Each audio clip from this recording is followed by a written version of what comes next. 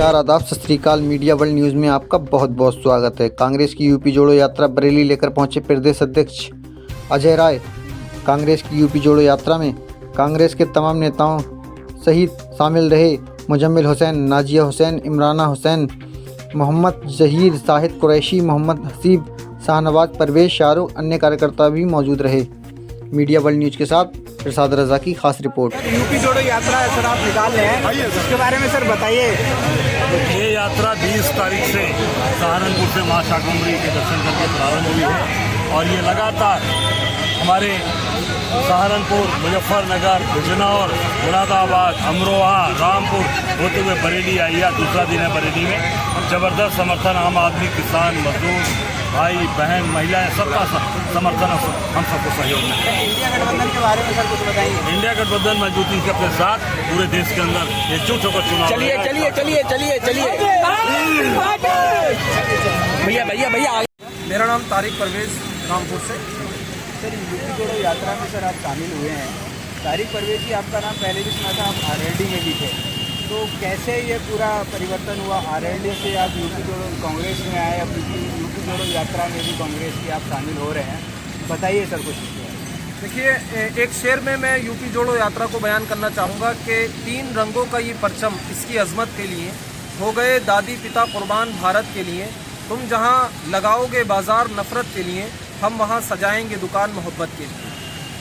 UP जोड़ो यात्रा जो आगाज़ हुआ है वो उसी तर्ज पर है जब राहुल गांधी जी, जो इस देश के आज जननायक हो चुके हैं और आम जन उनको जननायक के रूप में देख रहा है, उन्होंने जब भारत जोड़ो यात्रा कन्याकुमारी से कश्मीर तक की तो उस यात्रा ने भारत के घर घर में इनकलाब और क्रांति को पैदा किया। और उसी तर्ज पर आज यूपी जोड़ो यात्रा हमारे प्रदेश के माननीय अध्यक्ष अजय राय साहब के नेतृत्व में, उनकी क़यादत में सहारनपुर से लखनऊ तक चल रही है।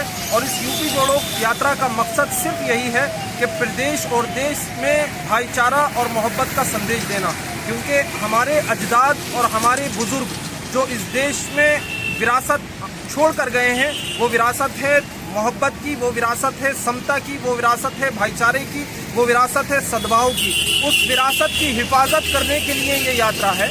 और दूसरी चीज़, आज मुल्क के आइन को जो ख़तरा है और आज जो मुल्क के नौजवानों के मुस्तकबिल को जो ख़तरा है, मुल्क के किसानों को जो ख़तरा है, उस ख़तरे को टालने के लिए यूपी जोड़ो यात्रा है। सर 2024 का जो इलेक्शन में गठबंधन हुआ है सर, उसको लेकर के आप क्या कहेंगे?